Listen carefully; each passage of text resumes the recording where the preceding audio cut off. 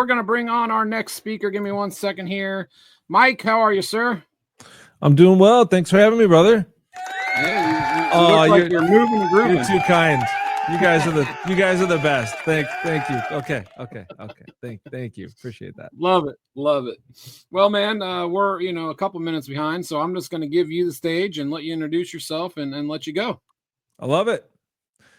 I am Mike Faraci, founder and CEO of Red Button Media. Thank you for having me here. What we do is we serve mortgage and real estate industry in providing actionable content systems that produce content that actually resonates with a target audience and in turn produces revenue for you. And that's what I want to talk to you a little bit about today.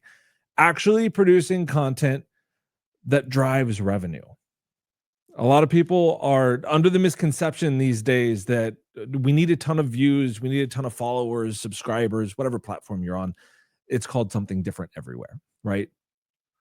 We don't need all of that stuff as long as we're connecting with the right people. Because when you really think about it, the right people that you're looking to transact with or strike up a referral partnership with, that's a much smaller pool than you would see, I don't know, somebody with 1 million YouTube subscribers getting. We don't have that many people who are ready for a loan or even thinking about one. So we're marketing to a much smaller subset of people.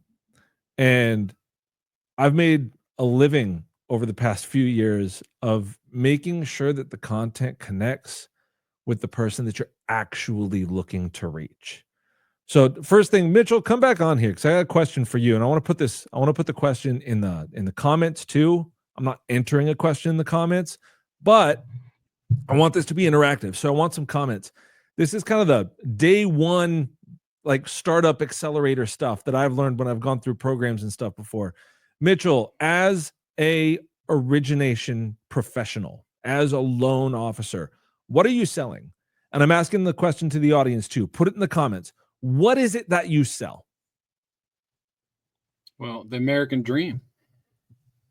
The American, super broad. That's great. You're selling the American dream. What else are you guys selling out there? I'm not seeing a lot in the comments. I need some fast fingers in here because I want to get right into it. I don't want to waste anybody's time. Mitchell says we're selling the American dream. We'll monitor the comments and see what other people are saying. Okay. I'll watch that. There we go. A place to make memories with family. Awesome answer, Kelly. Thank you. So we're hitting on emotions here, right?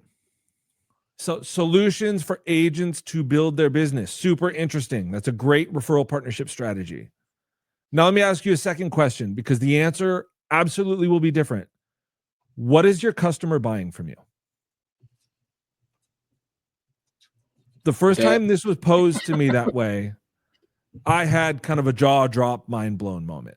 And I realized that for my entire life, I had been selling something that was different than what my customer was buying. And if I really wanted to sell that thing to a customer, a referral partner, a recruit, who knows what the market is that you're trying to tap into. And it could be multiple of those all at the same time. You need to be intimately familiar with what they're actually buying from you. The American dream. Are they actually buying the American dream? Or are they buying the school district they want their kids to be enrolled in? You know what I mean? Like, are people buying a relationship from you, or are they buying trust that you're actually going to deliver on your promises? There you go. Placing their trust in me. Thank you, Kelly, for expanding on that. That's fantastic. Crystal, selling yourself. Hey, horrible one. I'll tell you straight out, and I'm going to call you out for it. If you're selling yourself, you're selling the wrong thing because nobody else really cares about you. They care about the result that you can provide to them. You are not the hero of the story. And that leads into like some of my background here. I have Captain America's shield right back here for a very good reason. It's because that's you. You are not Captain America. You are his trusty tool that allows him to get across the finish line. You're not Luke Skywalker. You're the lightsaber. You're not the person who scales Mount Everest. You're the Sherpa that helps people get there. Right? when we're telling our stories, when we're producing our content, when we're doing all of these things, you need to position yourself as the trusted guide who has the tools necessary, not the hero of the story. Because positioning yourself as the hero means that you're selling. Positioning your client as the hero means that you're showing results and you're providing guidance. And that's the type of stuff that's going to resonate with future clients when you're making all of this content. So let's kind of rewind here and reverse engineer all this stuff. The reason that I like to start there, thank you, Mitchell, for coming back on. I appreciate that and providing me a little answer to the question right there while we were waiting for some comments to roll in. I will take it from here if you don't mind. So we reverse engineer everything because in order to produce content, by the way, I'm a content guy. I talk about content. I'm a video first person. I'm going to talk a lot about video content. And the reason is because if you truly believe that being top of mind with your future clients, referral sources, and recruits will generate revenue for your business, then you have no choice but to post as much publicly available content as possible. And we'll get into the best place to post and host that content a little bit later. But this is what's going to keep you top of mind. This is why Apple spends tens, maybe hundreds of millions of dollars a year on billboard ads when billboards are completely non-ROI trackable. It's impossible to know what a billboard is bringing you in terms of revenue, but they do it because they know at any given time, somebody who's driving down the highway who sees that billboard is going to be 24 to 48 hours from a phone upgrade decision. And if Apple doesn't show up there, they know Samsung is going to, or Google is going to. And those other companies are going to be more top of mind than them, and they cannot let that happen. Top of mindedness, visibility is lifeblood for any salesperson, for any brand, for any company who relies on consumers for revenue. So if you're not pursuing visibility right now, one of your competitors, if not multiple of them, are, and they're probably winning. So if you can't tell that you're winning, then you're probably losing. It's the old poker adage, right? After a couple minutes of sitting around a poker table, if you can't pick out the sucker, it's probably you. So today, we're going to make sure that you are pursuing visibility and doing it more effectively than your competition. And we do that by reverse engineering everything, because your content must land in front of the people that are going to help drive revenue to your business. That revenue can be a result of relationships. It could be direct transactional revenue. It could be some sort of a B2B setup where you're talking more to professionals for referral partnership type of stuff. At the end of the day, what we really want it to do is create conversations. We're not trying to fill our pipeline with leads right away. We're just trying to create more conversations than we're having right now. And the way to do that is to build trust, to build respect, and develop that digital relationship with people through our content by showing up where they are currently paying attention. I love to do that through video content because we record piles of video content and then we use the messaging from that video content to produce written content as well. If you want written content to supplement it. If you use video as the core, whether you're on camera, your partner, an employee, or an executive, whoever's on camera, the messaging is going to be coming straight from the horse's mouth. So the content that comes from that is all going to be consistent in your brand messaging. That's very, very important. That consistency builds trust. Showing up on video, your face on their screen, the eye contact through the camera lens. Right now, you're looking into my eyes. We're building trust right now, and you don't even know it. It's built into our DNA. My buddy Dan Smakoska talks about it all the time. It's called the familiarity bias.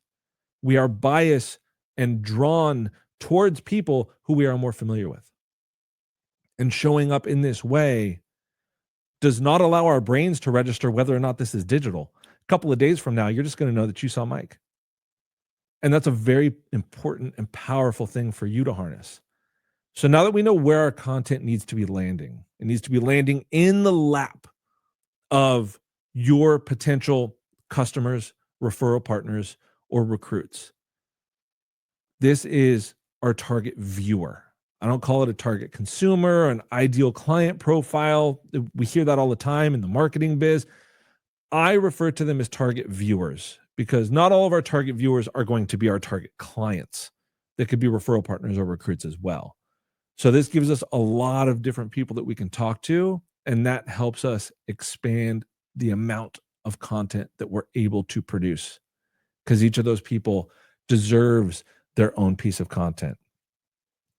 So now we rewind back all the way to the beginning. Why aren't you creating content now? I'd like to see some stuff in the comments. Why aren't you creating video content? Because I know you guys aren't. One of the first things that a lot of people tell me is, oh man, you look great. I need a camera and a lighting setup like yours. I need a fancy microphone like yours. Don't let gear get in the way. Take it from somebody who has an insatiable case of gas or gear acquisition syndrome, right? I have all of these toys because I love the ins and outs of the gear, but you don't need it. The first time I ever held a camera was a little over 15 years ago. I got into photography. I was a very passionate photographer before I started making video of any kind. And there's an adage in photography that says the best camera is the one that you have with you. And now that's true more than ever. The best camera is the one that everybody has with them. It's right there in your pocket or purse.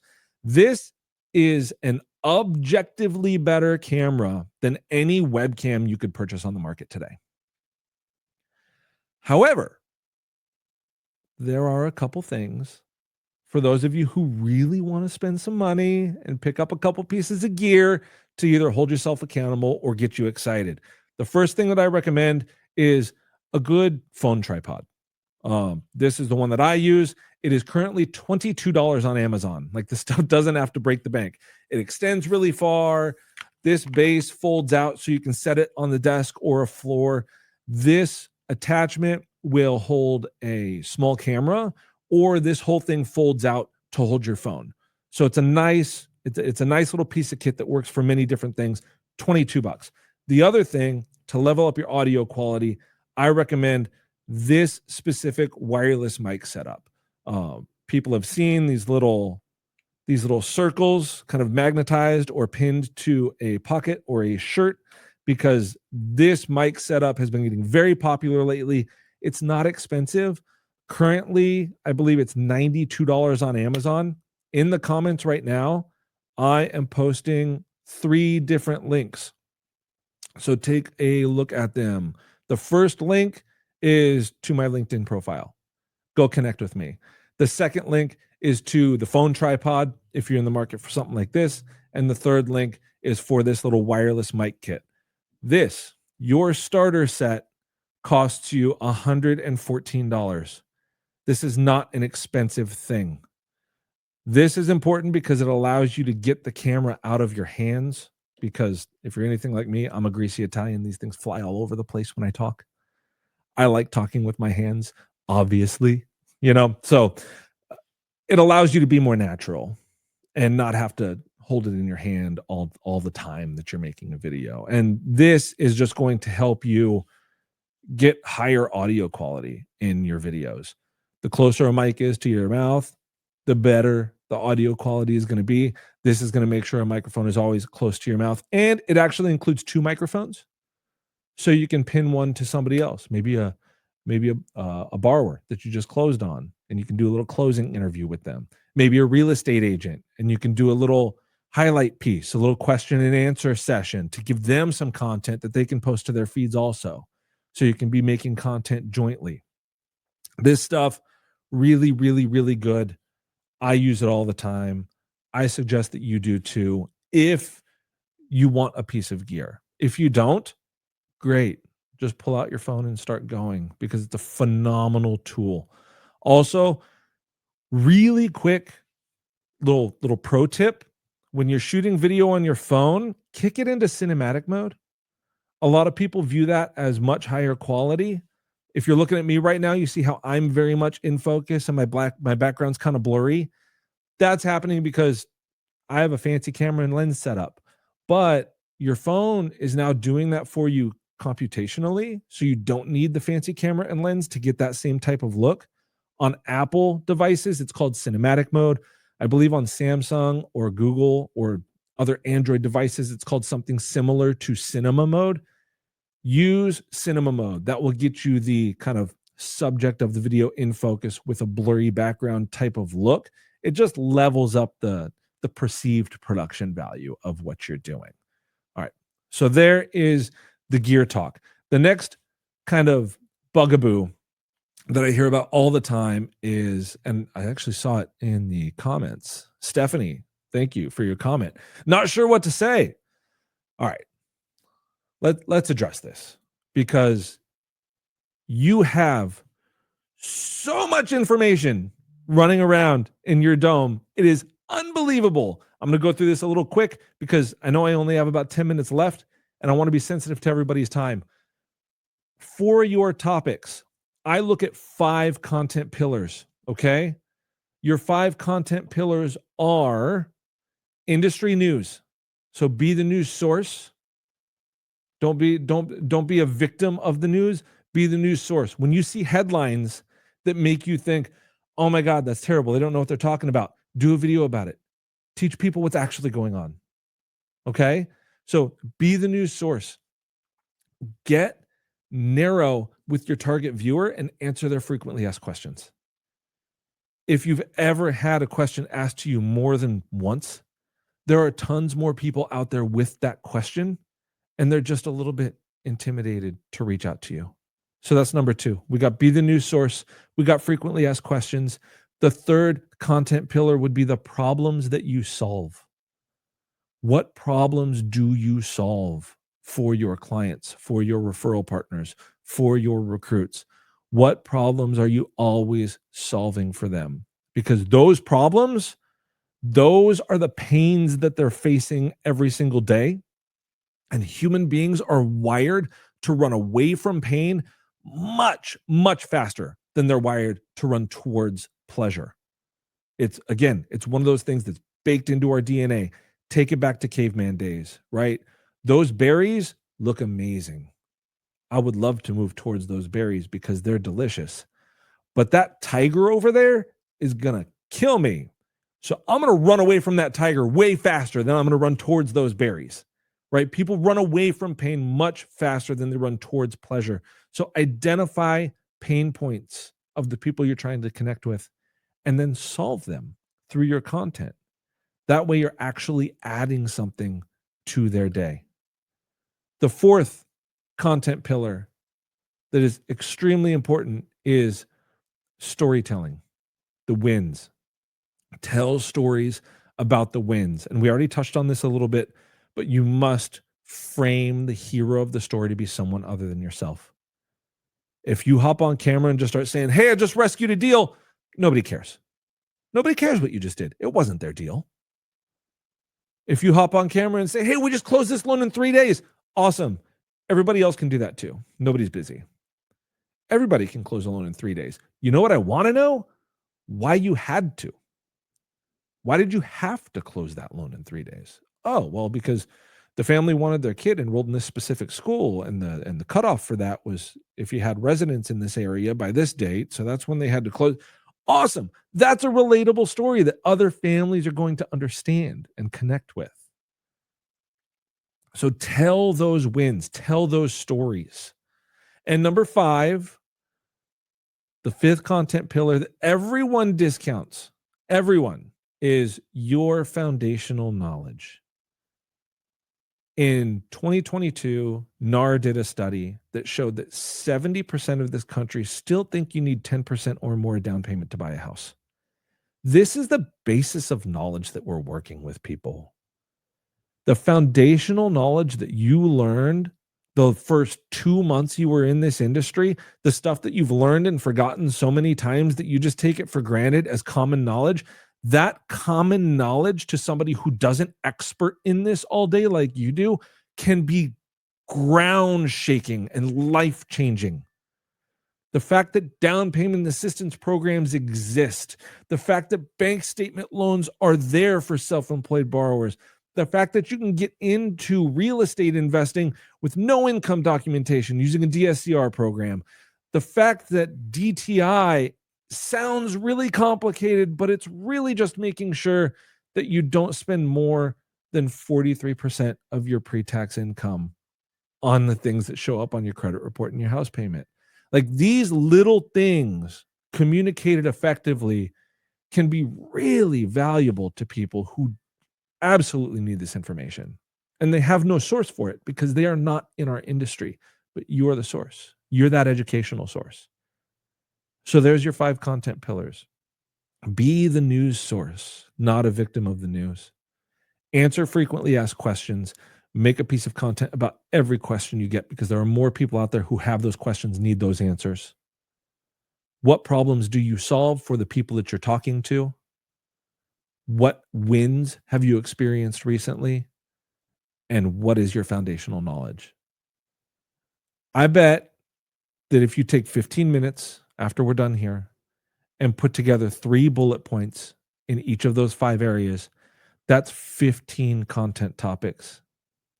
But here's the thing. Do you serve first-time home buyers? You do? Great. What about property investors? Oh, well, you talk about down payment in completely different context to both of those people. So they both get their own piece of content. Down payment tips and tricks for first-time home buyers. Down payment conversation for investors. Down payment conversation for, I don't know, move-up buyers. That's a whole different category of target viewer. Real estate agents. Selling agents versus buying agents. Do they have a specialty? Divorce lawyers and attorneys. Financial planners. All these different referral sources. I just rattled off 6 or 7 different target viewer personas that all deserve their own custom piece of content, because they're people and they deserve that context from you. 2 things happen when you go about it with that strategy. When you're making custom content for different subsets of people that you're looking to connect with, number 1, the content actually resonates with them, because it's not some convoluted piece of information that you're trying to deliver to everyone under the sun. You're delivering that piece of information to that specific person, and it really means something. It's like a one-on-one conversation across coffee table. It's amazing when it comes to that. Number 2, your content list multiplies exponentially. Because if we have 15 content topics from our content pillars, and we have 5 target viewers that we're looking to reach, it's not 15 plus 5 giving you 20 pieces of content. It's 15 times 5 giving you 75 pieces of content. Now, all of a sudden, you have daily content for 2.5 months. And we haven't even tried yet. So anybody who's watching this, I never want to hear you say that you don't know what to talk about. It's not that you don't know what to talk about. It's that you don't want to talk about it. You absolutely know what to talk about. You're just taking your own knowledge for granted. But you got to step outside of yourself, step outside of your own shoes, and realize that people don't know what you know. And people will benefit from what you know. And even if there's 100 other people in your area sharing the same exact information, you're going to share it differently. And people are going to resonate with that differently. When it comes to recording and posting, I got 2 quick little things before we wrap it up here. Where do you post it? Post it in the place where your target viewers are paying the most attention. Everybody has a different audience. That could be Facebook for you. It could be Instagram. For me, it's LinkedIn. You could want to go to multiple different platforms. That's fine.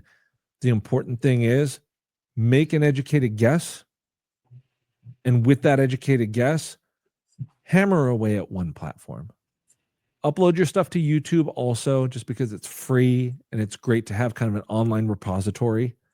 It can work for you. It can gain some views. But at the end of the day, YouTube just makes it easy for you to share content one-to-one with people. Gives you those short links that you can text out. It gives you links that you can build CRM campaigns around. All of that stuff is great, but don't worry about going from 0 to everything, because that's just a recipe for burnout. I say start on one main platform that you believe your people are paying attention the most frequently on, and then maybe expand out to 1 or 2 other platforms after you kind of build those reps and get used to posting consistently. When it comes to recording, don't let it take time every day. Batch record. That's all. Just batch record. Put together a list of content topics, record them. When it comes to editing, you don't even need to edit them. You can either take a little bit more time in the recording and do 2 or 3 takes until you really get it right, or you can pop it into a free editing piece of software like a CapCut or Descript or something like that.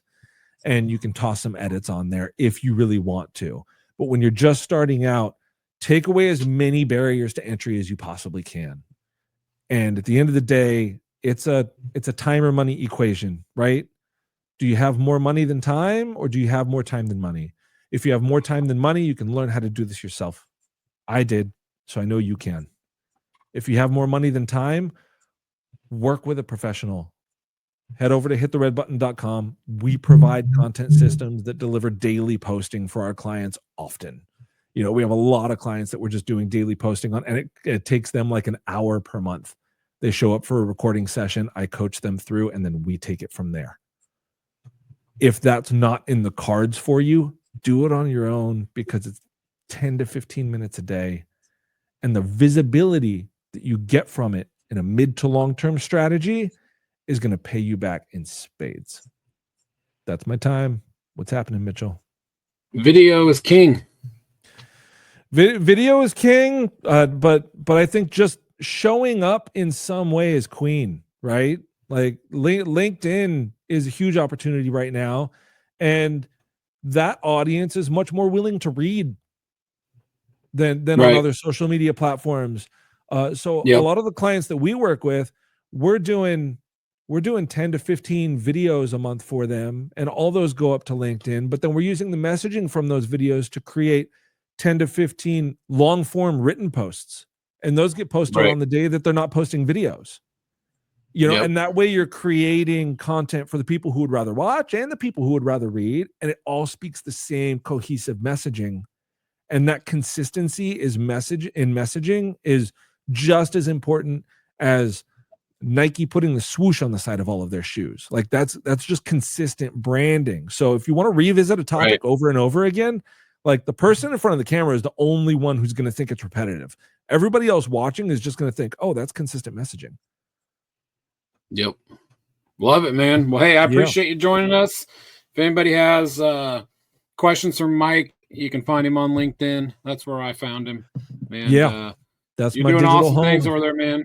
And I'm trying to find, I'm trying to find my groove over there. Facebook's always been my place, but I'm trying over there, and it's working. You got to be consistent. You got to be different. You got to, like you said, sometimes you got to post videos. Sometimes you got to post, pictures. Sometimes you got to, post long form, written content. But it's worth it. Yeah. A quick little pro tip before I head out about LinkedIn for everybody. I really like LinkedIn and Facebook, especially if you're trying to build referral partnership relationships, because those two things give you something that the other platforms don't. On TikTok, on Instagram, anybody can just follow you. You can follow them back if you want to. It's great. On YouTube, anybody can just subscribe to your channel, right? On Facebook, you have to send somebody a friend request, and they review it and say, yes, I want to be your friend. Click. It's a two-way road. LinkedIn is the same way. Like, you can follow somebody on LinkedIn, sure, but you can send someone a connection request, and they review that connection request and say, yes, I would like to connect with Mitchell. And when they connect with you, they are opting in to seeing your content in their feed for the next 2 to 3 days. They will see the things that you post for the next 2 to 3 days. So that kind of two-way road is a bit of a social opt-in that guarantees a little extra viewership of the things that you are putting out there. Awesome. Love it, man. Well, hey, I appreciate it very much. And we'll talk again soon. Take care. Thank you, everybody. All right, see ya. All right, everybody, we're going to bring on our final sponsor of the day before we bring on our keynote speaker, Mr. Aaron Van Trojan. So let's bring on Tyler Hancock from Hancock Processing. Tyler, how are you doing, my friend?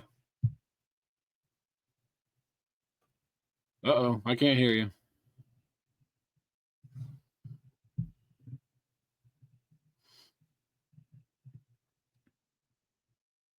There you go. You're back. It just refreshed. Can you hear me? It refreshed, and then there you were here with your voice was back. So welcome, awesome. Man. I appreciate you once again for sponsoring our event. What you guys do to support this means a lot to me. So I'm going to give you the stage and tell us all about, how Hancock Processing has taken over the mortgage world and dominating in all things. So, well, I really appreciate it, and thank you so much. And got some good information from Mike just now on his. We're just trying to do our part and to monopolize processing out there in the mortgage industry. But yeah, thanks so much for having us on today. It's truly incredible to see how much you and I have both grown after knowing each other for the last 2.5 years. Actually, we just barely opened up 2 years and like 4 months ago, and same for you. Just seeing how big you've grown, I truly appreciate our partnership and enjoy collaborating with you all the time. So, and I know typically that we, I see you come up back on here. Can you not hear me anymore? No, I can hear you fine. I just wanted to say, the ditto. I appreciate everything you do. So appreciate it. Yeah, I know we were talking yesterday. It's been a long time and a lot of growth. So thank you for always being there to help us. And I know that typically I go into detail normally about the packages that we offer here at Hancock Processing, but honestly, today I just want to focus on something that's even bigger. It's a solution that's had a major impact in the mortgage world, also for lenders, mortgage brokers, everybody inside of it. As a contract processing company, we do handle loan processing for mortgage lenders and brokers. One of the key reasons that we've actually grown so quickly, of course, aside from working with you, Mitch, is that our commitment is taking over the processing team for those mortgage companies. So what we do is we pay them very well. We ensure they have the best possible work environment. But beyond that, we truly understand the challenges of today's market. We know with the rising cost of inflation, the cost of the seats and everything, credit reports going higher, everything like that. Our primary goal is not only close loans, but also help lenders and brokers significantly reduce their expenses. So ultimately improving their bottom line on that P&L. So for nearly half of our team, that we have, over 100 processors now, but for nearly half of our team, we hire processors directly from those mortgage companies that we work with. That way we cover the compensation, we cover the system expenses, we do the coaching, we give them the ongoing support that they need, the training or anything that they need. But the biggest thing, obviously, like I mentioned, is we cover their compensation. So if those mortgage companies are paying their processing payroll of $50,000 a month, let's say they're a bigger company, they're paying $50,000 a month in processing payroll, they don't have to pay that anymore. They would save that money immediately. We hire their team. We then pay their team because we're legally allowed to put that fee on the loan estimate. So we end up paying their team for them. They save that money up front, and then also we pay for all the system access. We pay for all their health benefits and stuff like that afterwards as well. Any seats, any email costs, or anything like that, we cover all of that for our processors on our team. So we bring in processors from the other companies. We cover all those items for them, not just a compensation that they're getting paid in payroll. So it's a huge benefit to the bottom line for those mortgage lenders and brokers, especially knowing that they don't have to have all those W-2 employees. I know that W-2 employees is a lot of work. You have tax withholdings. You have all these other things that go into every different state that they're from. So we try to keep it, very tight for you guys. So our model is we keep the processors that you send to us in-house with you. They don't have to leave. They don't have to be remote. They stay in-house with you. They're dedicated to your team only while we handle payroll and support for them. What that means is that you never have to worry about hiring anymore. You never have to worry about firing anybody ever again. If the volume increases, we'll just give you more of our processors. If things slow down, then we ensure those processors stay protective. We give them additional files, so you don't need to worry about feeding them. So additionally, we invest into primarily our team's success and your success as well as a company. So what we also offer as a company is 12 to 15 hours a week of optional trainings that they can attend. We continuously try to help them do better. That's our term that we have as a company. So we want them to improve every day by doing better. We do pay weekly. They get a very competitive compensation. We also provide residual incomes to them as well. So there's growth in there. And then also, of course, we promote from within only. So when you're sending your processors over to us, it's not just so that you can save money, it's so that they can actually make more money and have a great environment to be a part of as well, with 100 different processors as well, having their back day in and day out. And, you know, if they have questions, they can always come to us as well. So aside from that, I'll give you a real quick breakdown of the packages that we offer as a company. We have our LOA package, which is pre-qual through funding. We charge $14.95. The disclosure through funding is $10.95, and submission through funding, if you want to do your own disclosures, submission through funding is only $8.95. Each of those do include a post-close audit that our company does for you as well on each file in your LOS portal, whether it be LendingPad or Arrive or even the new Sphere system that came out as well. When rates start to drop a little bit, FHA Streamlines and VA IRRRLs, those are only $6.95. So if you guys have the FHA Streamline or VA IRRRL come on in, those are only $6.95. So that's an additional package that we offer there. But yeah, if anybody has any questions, they want to discuss bringing their processors over, they want to discuss us sending processors to them, discuss what packages we have or how we can help them grow or help their processors grow, feel free to reach out to me. My email is tyler@hancockprocessing.com. I will throw it in the chat along with my phone number, but I'm truly happy to connect anytime and help everybody grow. Just to give an example of how much, you know, we've really done even in the Arizona community, even though we're doing business in 32 states, we have processors in multiple states too. But even in Arizona, just last week, or actually on 22nd, 2 weeks ago, we had over 90 people show up to our client appreciation event. So we had like 60 LOs and about 30 processors and their spouses show up. So it was a great turnout of events. So it's been great. That's awesome. That's awesome, man. And the cool idea of taking over, you know, a company's department and relieving them of that stress and duty, you know, is obviously great for them, especially, you know, in our market, in this industry, you never know, you know, where things are at. And a lot of people are trying to get rid of extra baggage and, you know, and they don't want to have that extra, you know, W-2 employee for, you know, years and years and then not use them. So I love it, man. Well, I really appreciate you once again, and we'll talk again soon.